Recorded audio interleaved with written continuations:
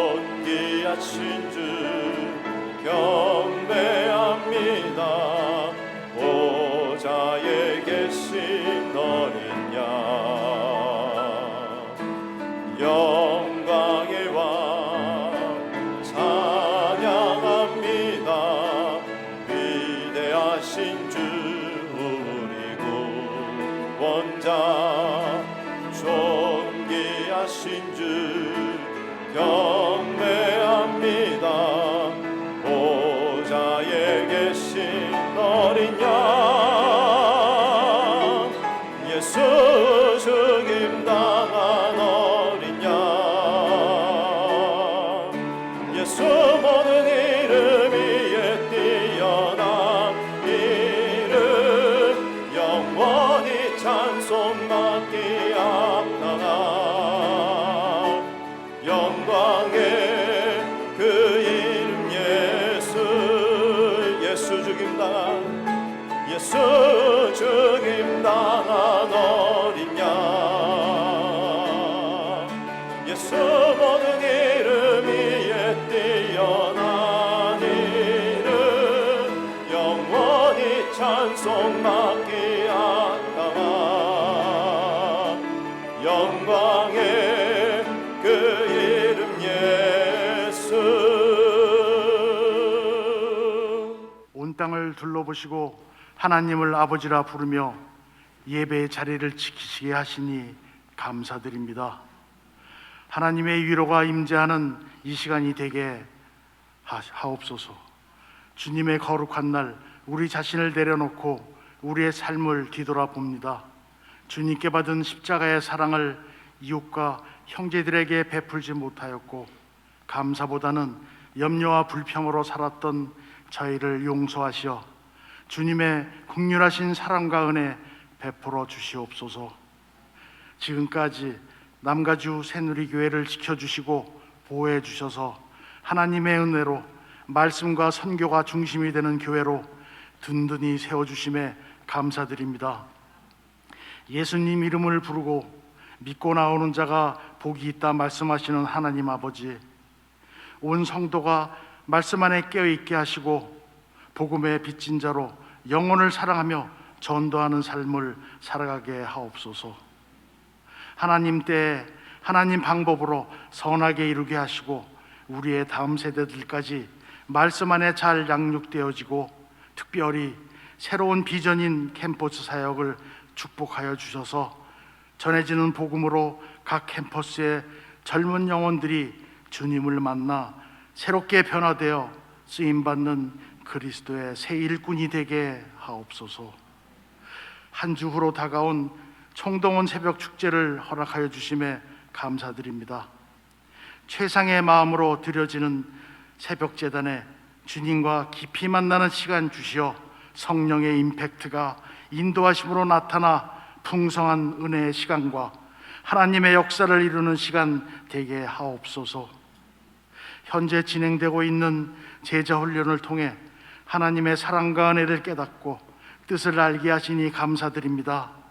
남은 기간도 끝까지 완주하여 신실한 주님의 제자로 다시 오실 주님을 위한 준비된 자로 남게 하여 주시옵소서. 말씀 전하시는 박성훈 담임 목사님을 주님의 손에 맡겨드립니다. 말씀을 선포하실 때 성령 충만케 하시고 온전히 붙들어 주셔서 기름 부음의 입술을 통해서 주님의 말씀이 강력하게 선포되어 하게 하옵소서. 선포될 때 듣는 이마다 성령의 능력을 부어주셔서 주시는 말씀을 깨닫고 영안이 열리고 새 힘을 얻어 세상에 나아가 십자가의 사랑을 온전히 나누는 그리스도인이 되게 하시옵소서. 오늘도 아름다운 최선의 찬양을 최고의 하나님께 영광 돌리는 성가대와 사모하는 예배를 위해 보이지 않는 곳에서 묵묵히 섬기는 성도님들이 순종과 헌신을 기쁘게 받아주시고 축복하여 주시옵소서. 우리 가운데 역사하시는 하나님, 존귀와 영광 받아 주시옵소서. 주님이 준비하신 축복을 믿는 신뢰자로 믿음으로 일어날 일들을 기대합니다. 우리를 언제나 사랑하시고 긍휼히 여기시는 살아계신 우리 주 예수님의 이름으로 기도드립니다. 아멘.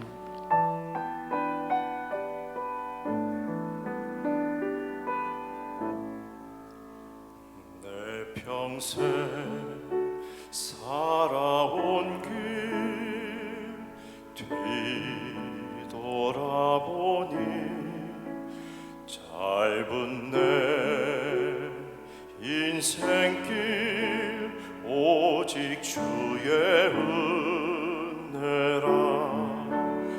내 평생 살아온 길 뒤돌아보니 짧은 내 인생길 오직 주의 은혜라. 주의 은혜라. 주의 은혜라. 내 평생 살아온 길 주의 은혜라. 주의 은혜라. 담이 없는 사랑. 달려갈 길 모두 마친 후 주 얼굴 볼 때 나는 공로 전혀 없도다. 오직 주의 은혜라.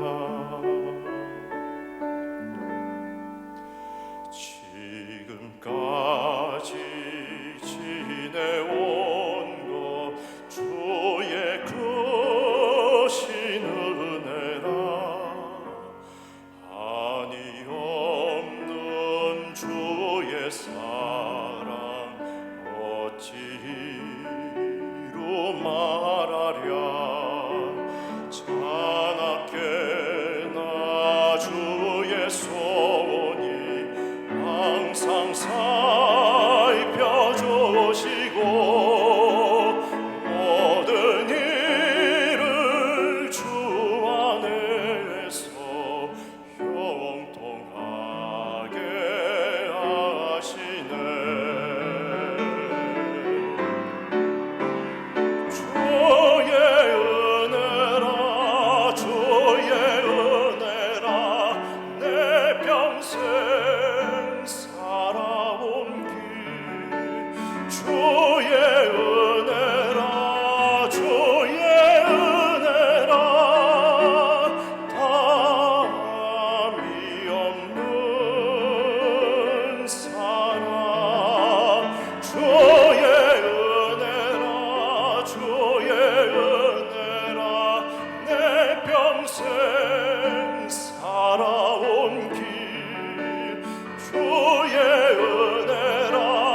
주의 은혜라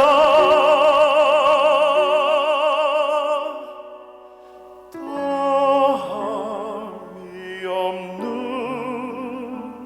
사랑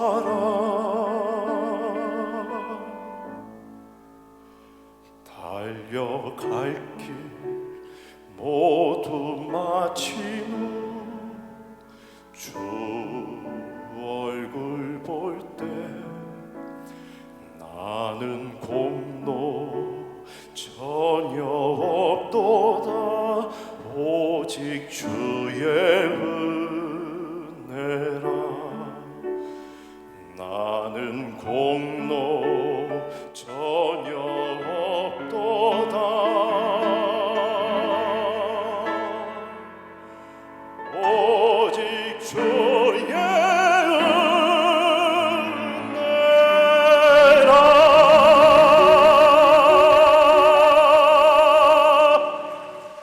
콘서트 같으면 앵콜에 가고 싶은데 예배 시간이라서 부득불할 수가 없습니다. 우리 귀한 찬양 너무 감사하게 생각합니다.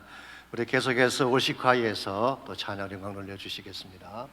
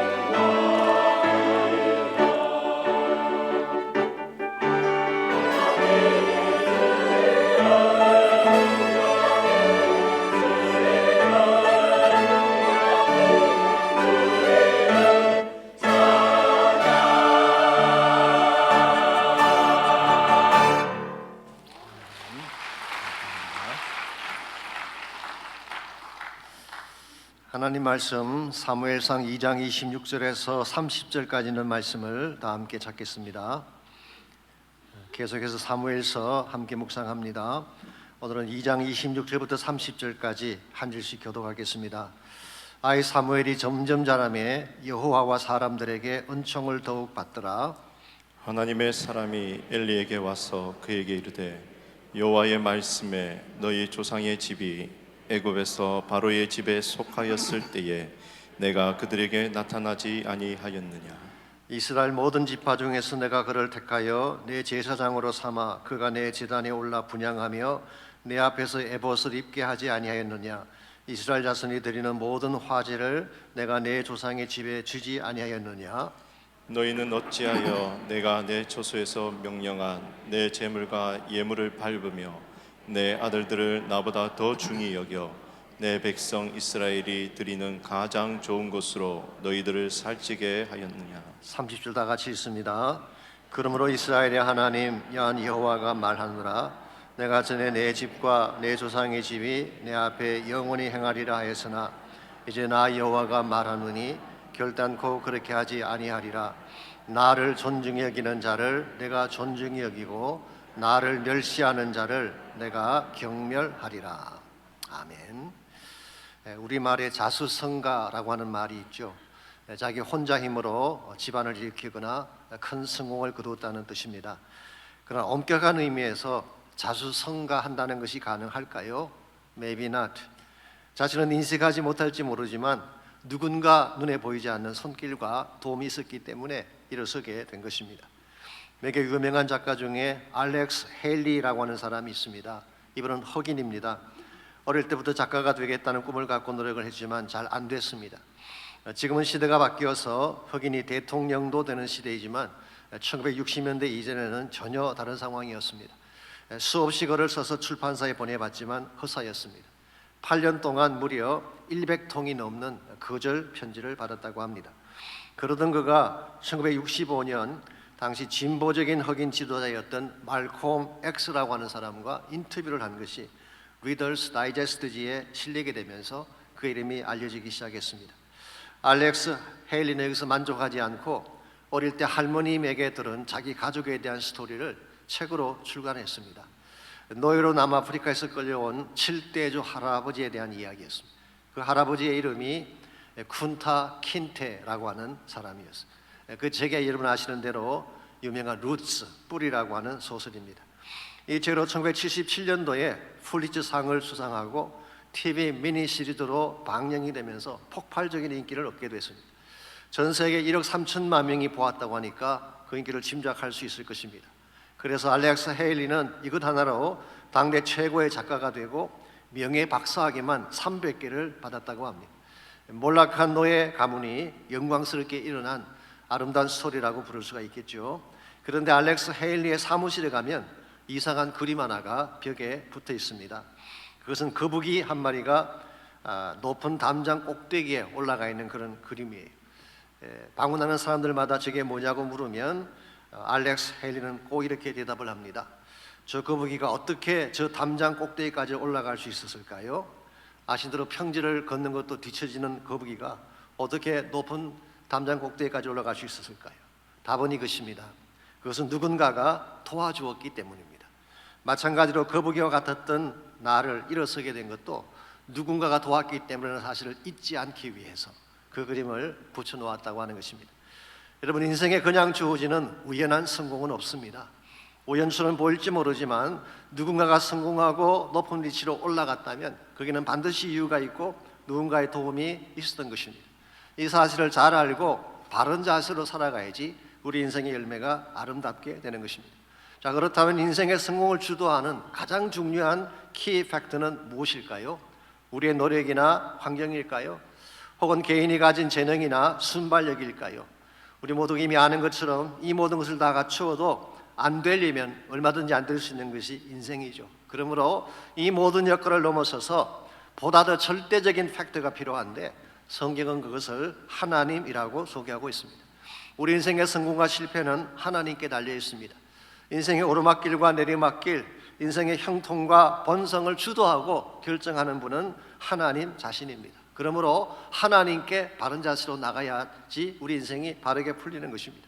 그래서 시편 75편 6절과 7절은 다음과 같이 기록하고 있습니다. 물은 높이는 일이 동쪽에서나 서쪽에서 말미암지 아니하며 남쪽에서도 말미암지 아니하고 오직 재판장이신 하나님이 이를 낮추시고 저를 높이시느니라. 영어 성경 보면은 promotion of life comes neither from the east nor from the west nor from the south but only from God. 남쪽, 북쪽, 서쪽, 동쪽이 아니라 오직 하나님으로부터 온다. 여러분, 우리 인생의 높낮이를 결정하는 것은 동서남북이 아닙니다. 환경적인 여건이나 세상에서 불어오는 바람이 아니라 위로부터 오는데 바로 그것은 하나님 자신이 부어주시는 것입니다. 이 사실을 바로 알고 믿음의 자세로 하나님께 나아가게 될 때에 우리 인생이 바르게 세움받게 되고 큰 영광을 향해 나아갈 수가 있는 것입니다. 이런 의미에서 우리 삶의 모습을 추락하지 않고 위를 향해 올라가는 삶으로 만들려면 하나님께 바른 자세로 나가야 되는데, 우리가 어떤 자세로 하나님께 나가게 될 때에 하나님 우리 인생을 축복하셔서 위를 향해 높이 올라가는 비상하는 그런 삶을 허락해 주실까요? 오늘 주신 본문을 중심으로 이것을 함께 나누어 보려고 합니다.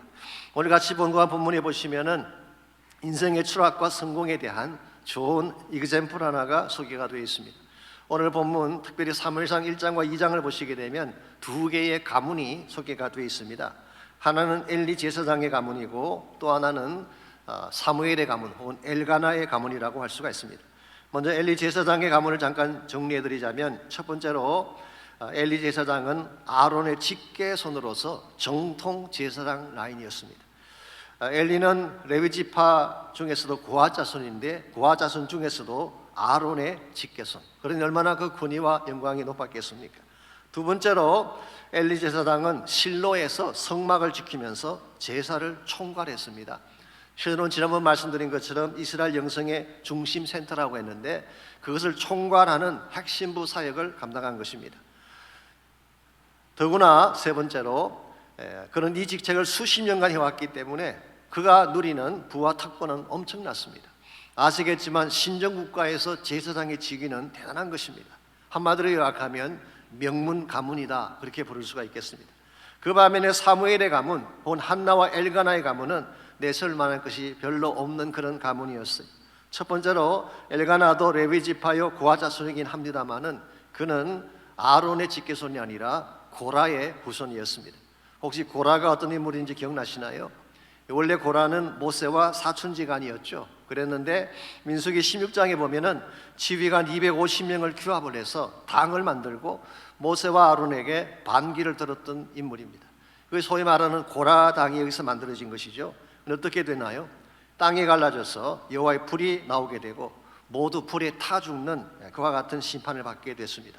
이런 의미에서 엘가나의 가문은 고라의 후손이기 때문에 수치스러운 가문이라고 부를 수가 있겠습니다.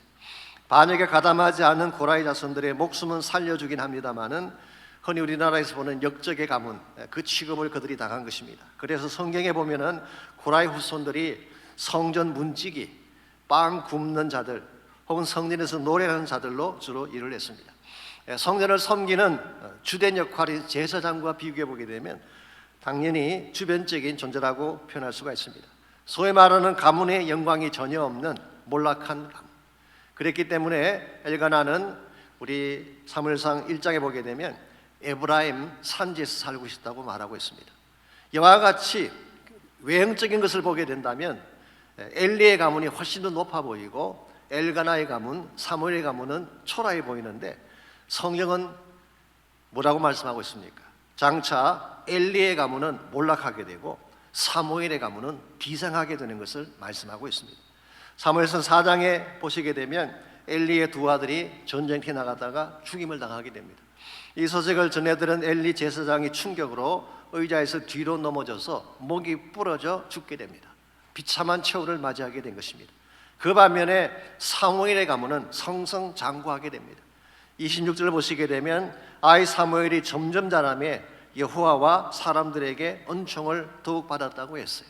그래서 엘리가 몰락한 후에 그 제사장직을 누가 물려받나요? 사무엘이 맡게 됐습니다. 또한 사무엘은 이스라엘 왕정 시대라고 하는 새로운 시대를 여는 주역으로 쓰임받게 되죠.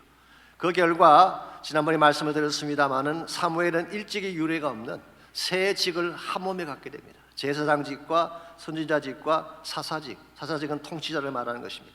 이 같은 세 직분을 한 몸에 담게 되는 막강한 지도자로 부상하게 되는 것입니다. 자, 왜 이와 같이 한 가문은 몰락하게 되고 또 다른 한 가문은 비상에서 일어나게 된 것일까요? 우연일까요? 아니면 재능이나 운세 차이 때문일까요? 아닙니다. 30절을 보시면은 여기에 대한 분명한 해답을 기록해 주고 있습니다. 이 말씀 자체는 엘리 제사장을 책망하며 주신 말씀이긴 합니다만은 30절 하반부에 이렇게 말씀이 기록되어 있습니다.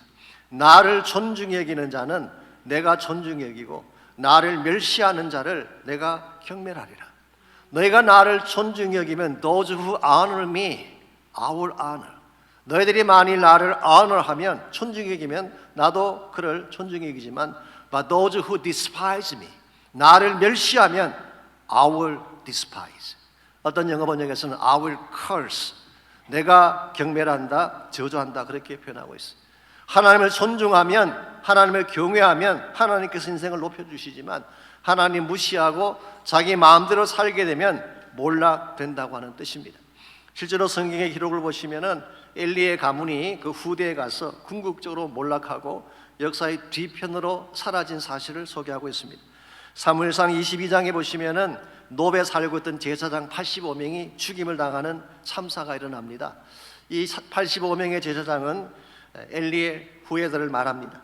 물론 이것은 도액이라는 사람의 계략으로 말미암은 만행이긴 합니다만은 불행한 역사라고 할 수가 있습니다. 그때 구사일생으로 살아남은 자가 아비아달이라는 사람인데요. 아비아달은 다윗을 도왔고 다윗이 왕이 되었을 때에 대제사장으로서 다윗을 보필했던 인물입니다. 그래서 이 아비아달이 지금 말씀드린 엘리 가문의 후손이라고 할 수 있는데요. 한 가지 변화가 일어납니다. 다윗이 죽은 후에 솔로몬이 왕으로 등극하려고 할 때에 솔로몬의 대적이었던 아도니아라고 하는 사람이 나옵니다. 그런데 이 아비아달이 아도니아의 편을 들게 되므로 솔로몬이 왕이 된 직후에 결국 그는 파직을 당하게 되고 솔로몬 때부터 대제사장 라인이 아비아달이 아니라 사독에게로 주어지게 됩니다. 사독이라는 이름, 어떤 학자들은 여기에서 사두개인이라는 이름이 나왔다고 말하기도 합니다만은 정확한 것은 아닙니다. 어쨌건 열왕기상 2장 27절에 보게 되면 이 아비아달의 몰락에 대해서 다음과 같이 기록을 남기고 있습니다. 아비아달을 쫓아내어 여호와의 제사장 직분을 파면하니 여호와께서 실로에서 엘리의 집에 대해 하신 말씀을 응하게 함이더라. 여러분, 우리가 하나님을 경외하면 우리 당대도 복을 받지만 우리 후대도 복을 받게 됩니다. 그러나 반대로 우리가 하나님을 멸시하고 하나님 우습게 여기며 살게 되면 우리도 몰락을 하지만 우리 후대가 몰락을 당하게 되는 것입니다. 이런 의미에서 하나님을 경외하느냐 하나님을 무시하느냐 굉장히 중요한 거예요. 여러분의 삶이 God honoring life, 하나님을 경외하는 삶을 추구할 것이냐, God despising life, 하나님을 멸시하는 삶을 추구할 것이냐, 여기에 따라서 여러분 비상할 수도 있고 추락할 수도 있는 것입니다. 우리가 아무리 연약하고 미약해도 하나님을 존중하게 되면 하나님은 우리 인생을 세워주세요. 침체를 벗어나게 하시고 참된 성공을 향해 나아가게 만드는 것입니다. 저는 교회도 마찬가지라고 생각합니다.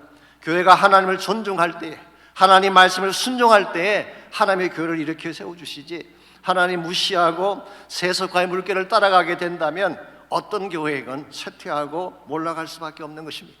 중세교회가 그렇지 않았습니까? 사실 중세교회만큼 교회가 크고 화려했던 적이 언제 있었나요? 황금부화가 넘쳐났습니다. 얼마나 권세가 세웠는지 세상의 왕들까지 교황 앞에 무릎을 꿇던 시기가 중세 시대였어요.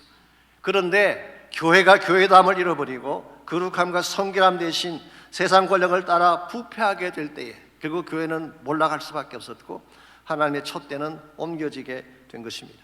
이런 의미에서 개인이건 교회이건 하나님을 존중하는 삶 대단히 중요한 것입니다. 우리가 좀 연약하고 미약할지라도 하나님을 리스펙트하면 하나님이 우리를 도와주세요. 세워주세요. 그러나 아무리 가진 것이 많아 보여도 하나님을 무시하고 내 마음대로 살게 되면 우리 인생의 마지막 결말은 몰락으로 끝나는 것입니다. 그러므로 이 시간 우리가 물어야 될 중요한 질문은 이것입니다.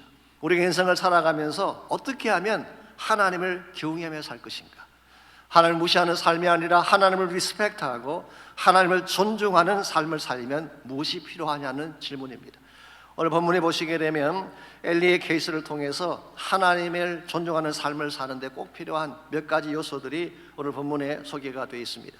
첫 번째로 우리가 하나님을 존중하는 삶을 살려면은 맨 먼저 해야 될 것이 하나님의 능력을 인식하는 것입니다. 하나님 얼마나 파워풀하신 하나님인가라고 하는 것을 인식할 때에 하나님을 존중하는 삶으로 돌아갈 수가 있습니다. 27절을 보십시오. 엘리가 아무리 하나님을 멸시하게 된 이유를 설명하시면서 이렇게 말씀하고 있습니다.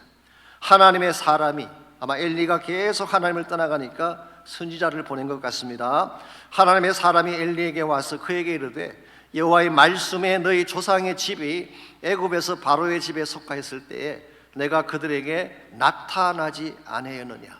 너희 조상이 애굽에 살고 있을 때에 내가 그들에게 나타났다. 영어 성경 보시면은 revealed라고 번역이 되어 있습니다. 하나님이 어떤 분인지 계시하시고 나타내 주셨다, 그런 뜻입니다.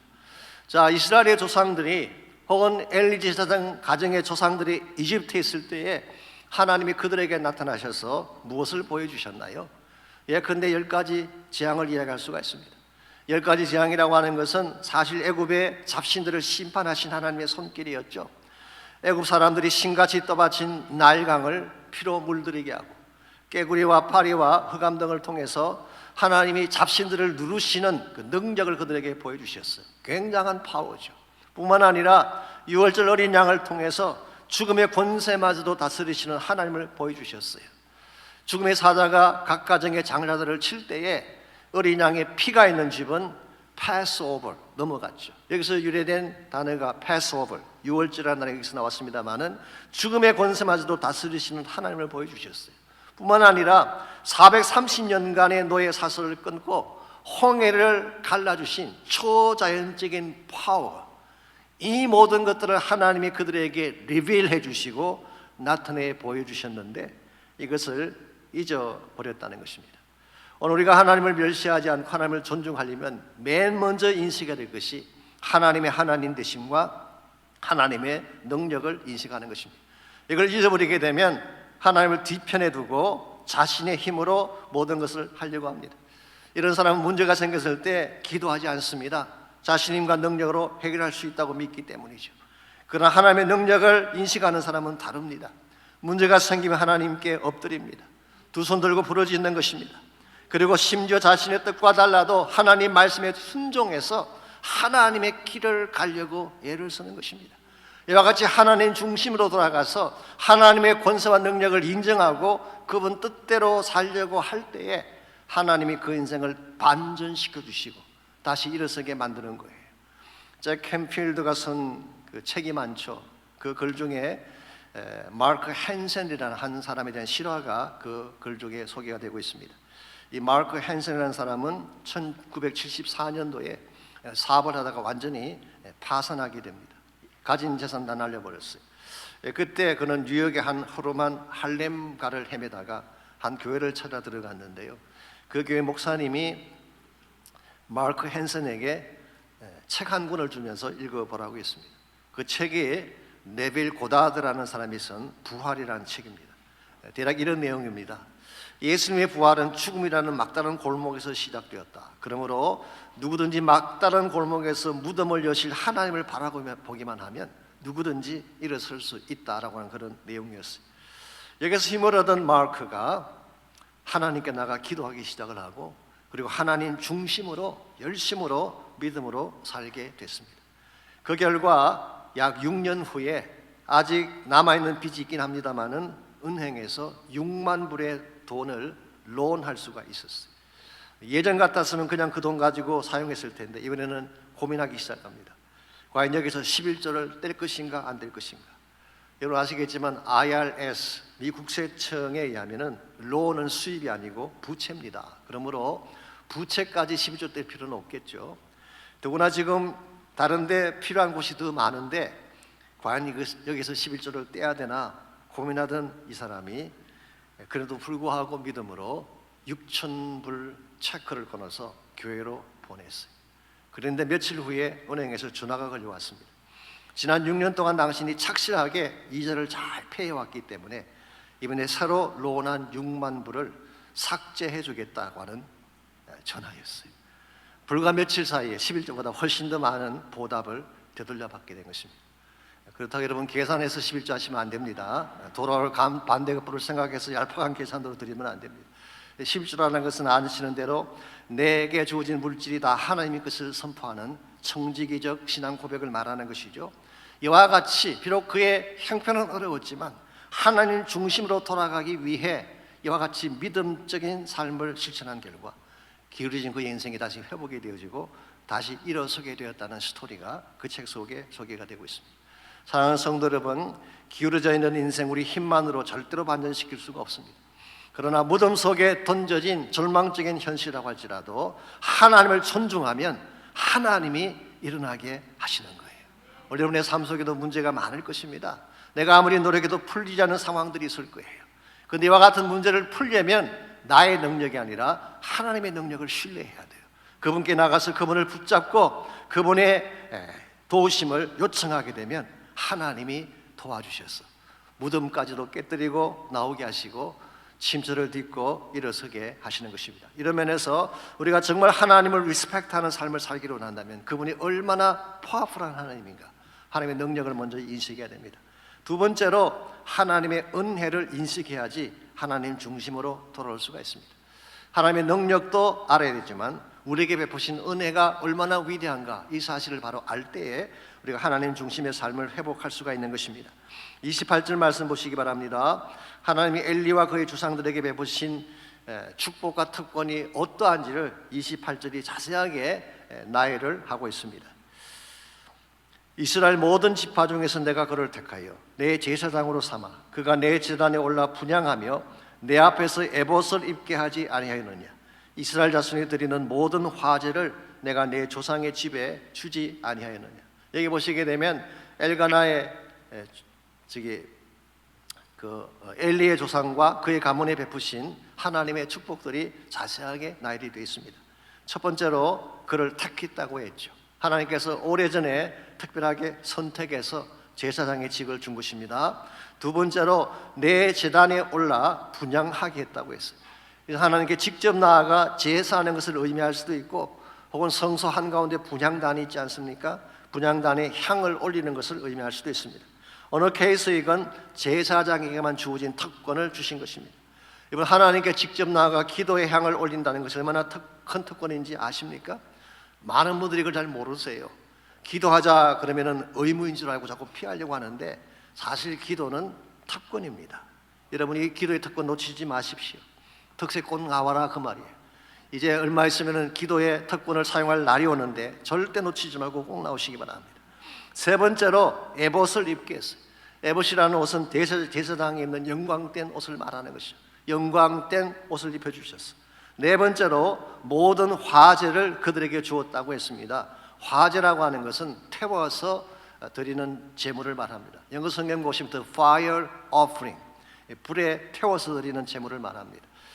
일반적으로 제사를 드리고 나면 그 제사 드렸던 그 제물들을 제사장들에게 주어서 제사장으로 먹게 합니다. 그런데 화제라고 하는 것은 고기를 잘 태운 제물, 쉽게 표현하면 well done 앵거스 스테이크를 하나님께서 제사장 가문이 마음껏 먹도록 허락해 주신 거예요. 제사만 드리면 엄청난 양의 잘 구워진 스테이크가 나오니까 이걸 먹었으니 얼마나 풍족하게 먹었겠어요. 한마디로 요약하면 하나님께서 엘리의 가문에 주신 은총은 특별하다 그 말이에요. 하나님은 특별한 은혜를 그들에게 주셨어요. 그랬는데 이 은혜를 저버리고 하나님을 멸시한 것입니다. 여러분, 우리가 언제 하나님을 멸시하는지 아십니까? 나의 나된 것이 하나님의 은혜인 것을 모르고 자신이 잘나서 된 줄을 알 때입니다. 그러므로 여러분과 제가 정말 하나님을 존중하는 삶으로 돌아가기를 원한다면 하나님이 얼마나 나를 사랑하셨고 나에게 베푸신 은혜가 얼마나 위대한지를 잘 깨달을 때 그때 하나님께로 돌아갈 수가 있는 것입니다. 사실은 엘리에게 주셨던 이 모든 은혜를 여러분과 저에게도 주셨어요. 하나님 여러분과 저를 자녀로 선택해 주셨잖아요. 뿐만 아니라 우리에게 제사장 직을 주셨어요. 신약 성경에 의하면 모든 그리스도인들은 제사장입니다. 왕 같은 제사장을 삼아 주셨어요. 세 번째로 보좌 앞에 직접 나아가 분향하며 기도할 특권을 주셨어요. 은혜의 보좌 앞에 담대하게 나갈 특권이 주어졌잖아요. 뿐만 아니라 의의 영광된 에봇을 입혀주셔서 하나님 앞에 의롭게 설 수 있도록 만들어 주시고, 이것도 부족했는지 정말 풍족하게 먹을 수 있는 아름다운 삶을 우리에게 베풀어 주셨어요. 이와 같이 우리에게 주신 이 모든 것들 한마디로 뭐라고 한다고요? 은혜라고 부르는 것입니다. 근데 한 가지 현대 그리스도인들은 이와 같은 것들을 은혜라고 생각하지 않고 당연시할 때가 참 많습니다. 내가 잘나서 얻은 줄 알고, 내가 언한 것인 줄 알고 이것을 자랑하고 내세우려고 할 때가 참 많습니다. 여러분 기억하십시오. 우리에게 주어진 것 중에 당연한 것은 하나도 없습니다. 우리의 건강 절대 당연히 주어진 거 아닙니다. 우리의 생명, 우리 가정의 축복들, 내가 오늘 아침에 일어나고 저녁에 잠자는 이 모든 것들 당연한 거 아니에요. 하나님의 은혜예요.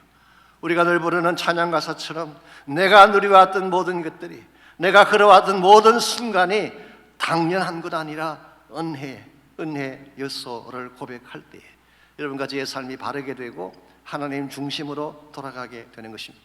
하나님이 다윗을 많이 축복하셨지 않습니까? 하나님께서 왜 다윗을 축복하셨는지 아십니까? 다윗은 보게 되면요, 항상 하나님 은혜에 대해서 황송해하는 마음을 갖고 있었어요. 황송해하는 마음. 예를 들어 시편 8편 4절과 5절을 보게 되면 이런 고백이 나옵니다. 사람이 무엇이기에 주께서 저를 생각하시며 인자가 무엇이기에 주께서 저를 돌보시나이까.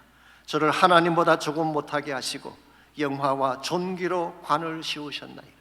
여기서 인자라고 하는 것은 궁극적으로 히브리서 말씀에 의하면은 장차 오실 예수님을 의미하는 것입니다만은, 그러나 1차적으로는 다윗 자신을 지칭한다고 볼 수가 있습니다. 다윗은 자신에게 주어진 왕권이나 영광을 결코 당연시하지 않았어요. 어찌하여 이와 같은 존귀와 영광을 나에게 주시냐고 반문하고 있어요. 다윗은 누구보다 잘 알았습니다. 자신이 얼마나 사악하고 더러운 죄인인가를 알고 있었어요. 하나님 앞에 돌이킬 수 없는 잘못과 범죄를 행했던 자인데도 불구하고 하나님께서 자신을 받아주시고 심지어 존귀한 관까지 씌워주신 것에 대해서 황송한 마음을 표현하는 것입니다. 하나님, 나는 죄인인데, 나는 실패한 범죄자인데 Why you crowned me with the glory and honor? 왜 하나님 이와 같은 나에게 왕관을 씌워주시고 영광과 존귀를 씌워주십니까? 이게 사실은 빚진 자의 마음이죠. 사도 바울도 동일한 고백을 고린도서 15장에서 했습니다. 그는 8절에서 먼저 자신이 만삭되어 나지 못한 자라고 고백했어요. 모자라는 칠푼이라 그런 뜻이겠죠. 더구나 그는 교회를 박해했던 핍박자라고 자신을 소개했습니다. 하나님의 백성들을 잡아 죽이고 박해하고 죄인 중에 괴수 같은 역할을 했던 사람. 그런데 하나님이 이와 같은 바울에게 사도의 직을 주셨어요. 사도의 직을. 이와 같은 하나님의 엄청난 배려 앞에 바울은 뭐라고 고백하고 있는지 아시죠? 15장 10절입니다. 나의 나 된 것은 하나님의 은혜로 된 것이니 By grace of God I am what I am. 내게 주신 그의 은혜가 헛되지 아니하여 내가 모든 사도보다 더 많이 수고하였으나, 내가 더 많이 수고하고 고난당하고 더 많은 교회를 개척하고 더 많은 복음의 역사들을 이룩했지만 내가 아니요 오직 나와 함께 하신 하나님의 은혜로다. Not me, but the grace of God that was with me. 나와 함께 하신 하나님의 은혜라고 하는 고백. 이게 사실은 하나님을 존중하는 사람의 모습이죠. 이런 사람에게는 자랑이 없습니다. 성공했다고 까불지 않습니다. 모든 것은 내가 이룬 것이 아니라 하나님이 이뤘다는 사실을 알기 때문에 오늘 여러분과 제가 이 사실을 인식하고 하나님의 은혜 앞에 빚진 자의 자세로 살아가야지, 그래야지 건강하고 하나님의 기뻐하는 삶의 의미를 맺을 수가 있는 것입니다. 오늘 가끔 보게 되면 하나님 믿으면서도 계산하고 따지는 분들이 많잖아요.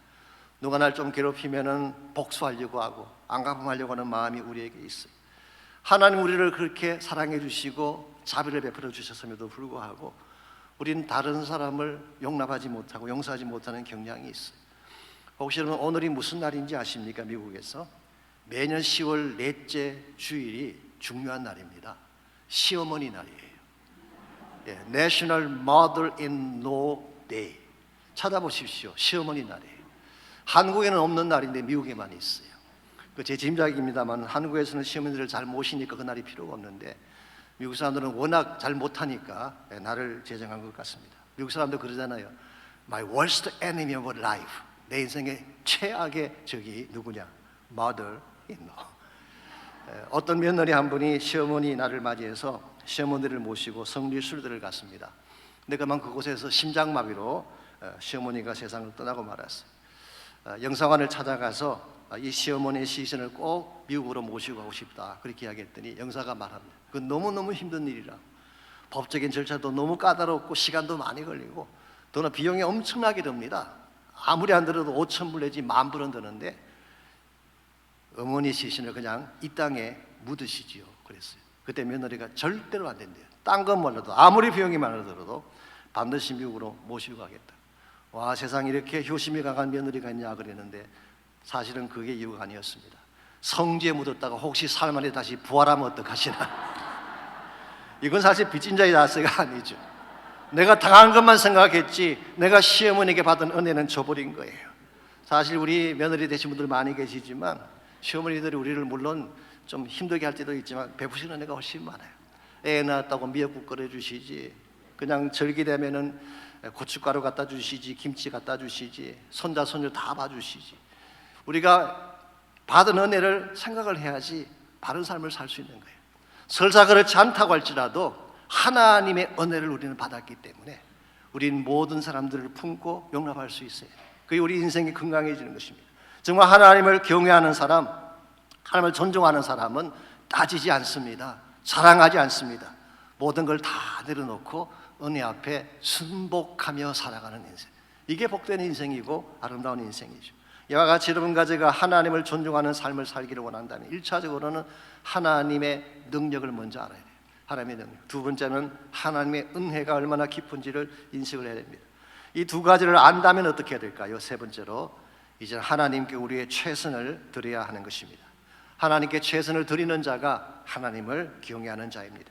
29절 말씀 보십시오. 엘리가 하나님을 멸시하게 된 결정적인 그 증거가 29절에 나와 있습니다. 29절, 너는 어찌하여 내가 내 처소에서 명령한 내 재물과 예물을 밟으며 내 아들들을 나보다 더 중히 여겨 내 백성 이스라엘에 드리는 가장 좋은 것으로 너희들을 살찌게 하느냐. 이 말씀에 하면은 내 처소에서 내 재물과 예물을 밟았다고 했어요. 문자 그대로 발로 찼다가 킥했다는 뜻입니다. 아마도 이것은 2장 12절에서 17절에 기록된 엘리의 두 아들이 그 제사를 멸시한 사실을 언급하는 것 같습니다. 지난번에 잠깐 언급해드렸지만 그 두 아들이 손에 새 갈고리를 들고 하나님께 드릴 예물을 먼저 뽑아서 먹었잖아요. 17절에서는 이것을 여호와의 제사를 멸시한 것이다 라고 했습니다. 뿐만 아니라 22절에 보면은 엘리의 아들들이 회막문에서 수종드는 여인들과 동참했다고 했습니다. 이게 있을 수가 없는 거죠. 이것이야말로 블라스피미, 신성 모독죄에 해당할 정도로 흉악한 죄를 지은 것입니다. 이 정도까지 했으면 엘리가 아들들을 불러다가 호통을 쳐야 되는데 이 성경 어디를 봐도 그렇게 했다는 기록이 나오지 않습니다. 오히려 오늘 말씀 보니까 자기 아들들을 하나님보다 더 중히 여겨서 가장 좋은 것을 그들에게 다 주었다고 했어요. 어떻게 이와 같은 행위가 가능할까요? 하나님을 우습게 여겼기 때문입니다. 우리가 정말 하나님을 바로 알고 하나님을 존중하게 되면 하나님께 최상을 드리게 돼 있어요. 하나님은 그러한 최상을 받기 합당하신 분이잖아요. 천지를 창조하신 하나님, 영광 가운데 계신 그 하나님, 나를 사랑하시고 은혜를 베푸신 그 하나님인데 어떻게 하나님에게 소홀히 드릴 수가 있겠어요? 쓰다 남은 짜투리 절대 드릴 수가 없습니다. 시간이건 물질이건 내가 가진 최상을 하나님께 드리는 것이 당연한 것입니다. 사실 예배라는 것이 무엇입니까? 하나님의 하나님 되심 앞에 나의 최상을 드리는 것이 예배 아닙니까? 쓰다 남은 시간 드리는 거 아니에요. 이것저것 해보다가 시간 남으니까 하나님께 나오는 것, 이거 바른 예배의 자세는 아닙니다. 정말 나의 가장 소중한 시간을 먼저 set aside해서 하나님께 드리는 거예요. 물질도 마찬가지입니다. 쓰다 남은 찌꺼기 드리는 게 아닙니다. 나의 가장 소중한 것을 하나님께 드리는 거예요. 우리 헌신도 마찬가지입니다. 나의 가장 아름다운 시간, 프라임 타임을 하나님께 드릴 때 하나님 우리 삶을 통해 영광 거두어 주시고 하나님의 위대한 일을 감당케 하시는 것입니다. 이 오늘 본문의 말씀과 연관해서 우리가 빠뜨릴 수 없는 유명한 스토리 하나가 있죠. 이 불의 전차라고 하는 영화 이야기, Chariots of Fire라는 유명한 영화가 1981년도에 미국에서 개봉이 됐습니다. 아카데미 작품상을 비롯해서 4개 부문을 수상했던 굉장히 잘 만들어진 영화였죠. 그 영화에 2명의 주인공이 나옵니다. 한 명은 해롤드 아브라함이라는 사람이고 또 한 명은 에릭 리델이라고 하는 운동선수. 둘 다 영국 출신의 운동선수인데요. 해롤드 아브라함은 사실 유태인입니다. 유태인인데 1920년대 당시에 유태인들이 세계적으로 멸시를 당하고 있었기 때문에 유태인들의 명예를 위해 올림픽에 나갔어요. 그게 파리 올림픽 1924년도. 에릭 리델은 크리스찬으로서 하나님 영광을 위해 올림픽에 나갔습니다. 우리가 이미 잘 아는 스토리이긴 합니다만은 에릭 리델은 100m 경주에 나갈 때에 그날이 주일인 것을 알고 경주를 포기하지 않습니까? 사실은 그 당시 에릭 리델이 100m 신기록 보유자입니다. 나가기만 하면 금메달을 따는 거예요. 그런데 포기했습니다. 그 대신 하나님이 400m에 나가도록 허락을 해주셨고, 흥미로운 것은 400m는 에릭 리델의 주종목이 아니에요. 거기 나가서 우승할 가능성은 거의 없습니다. 그래도 불구하고 400m 경주에 나갑니다. 결승에 나갈 때에 그의 코치가 에릭 리델의 손에 쪽지 하나를 쥐어줬어요. 쪽지를 펴보니까 방금 우리가 같이 읽었던 30절 말씀이 기록이 되어 있어요. 나를 존중 여기는 자를 내가 존중 여기고 나를 멸시하는 자를 경멸하리라. 이 말씀 조각을 손에 잡고 에릭 리델이 전심을 다해 뛴 결과 46초 7이라고 하는 세계 신기록을 수립하고 금메달을 수상하게 됐습니다. 그는 우승 후에 이런 고백을 남겼습니다. 처음 200m는 제가 달렸고 나머지 200m는 하나님이 달려주셨습니다. 하나님이 하신 일이라는 것을 밝힌 것이죠. 그리고 그 다음에 1925년대 그는 중국의 선교사로 갔다가 1945년 세상을 떠날 때까지 복음 전가다가 천국으로 갔습니다. 얼마나 영광된 삶의 자취입니까? 여러분, 우리 힘으로 우리는 결코 우승할 수 없습니다. 이번 완주하는 것조차 불가능할지 모르겠어요. 하나님이 우리와 함께 달리신다면 우리는 끝까지 달릴 수가 있고 영광을 향해 달려갈 수가 있습니다. 결국 키는 God honoring, 하나님을 존중하느냐, 아니면 God despising, 하나님을 멸시하에 달려 있습니다. 하나님을 존중할 때에 개인의 삶이 번성하게 됩니다. 하나님을 존중하는 가정마다 하나님의 회복이 일어날 줄 믿습니다. 교회 부흥도 마찬가지입니다. 하나님을 리스펙트하는 교회가 성장하게 돼 있어요. 특별히 성령의 인도를 리스펙트하는 교회가 살아나게 돼 있습니다. 성령을 리스펙트하는 교회는 기도합니다. 성령을 리스펙트하는 교회는 기적과 표적을 경험하게 됩니다. 성령을 리스펙트하는 교회는 정말 복음과 선교의 풍을 일으킬 수밖에 없어요. 저는 저희 교회가 하나님을 경외하는 교회, God honoring church, Spirit honoring church, 하나님을 경외하고 성령을 존중하고 복음과 선교를 위해 달려갈 수 있는 아름다운 교회가 될 수 있기를 바랍니다. 이것을 위해 여러분이 기도해 주시고 새벽제단에 오셔서 함께 동참해 주시고 좀 하나님 한 분을 가슴에 품고 전심을 다해 부르짖으며 기도해 주시기를 바랍니다.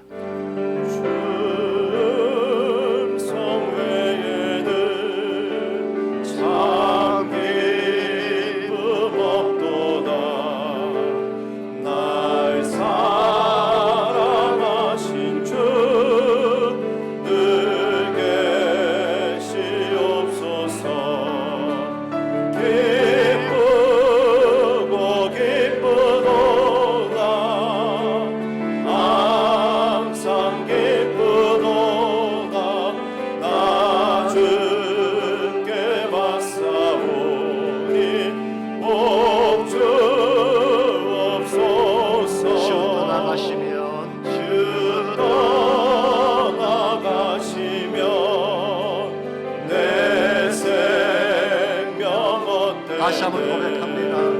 주 떠나가시면 내 생명 어때네. 기쁘나 슬플 때 늘 계시옵소서. 찬양합니다. 기쁘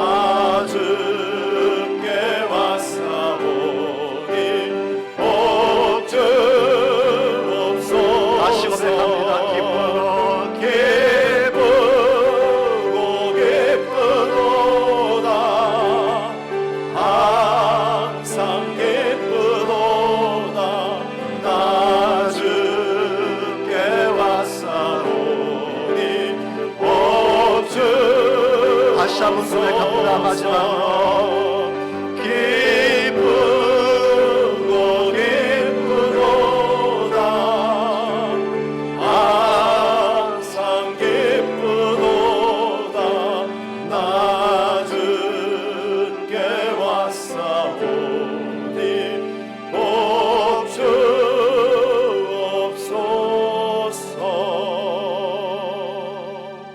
하나님 감사합니다. 참 보배이신 예수님 만나게 하시고 주 한 분 외에는 우리의 소망이 없고 우리 기쁨이 없다는 사실을 고백하게 하시니 감사합니다. 우리 남은 생에 하나님을 존중하며 성령을 존중하며 말씀 따라 살기를 소원합니다. 하나님을 존중하는 모든 가정들마다 복을 받게 하시고 자손 만만 대대가 복받는 가족이 되게 도와주시고 주 예수 오시는 그날까지 주의 영광 위에 마음껏 쓰임받고 하나님 나라 위에 달려갈 수 있는 모든 가정들과 주의 종들이 되게 하여 주시옵소서.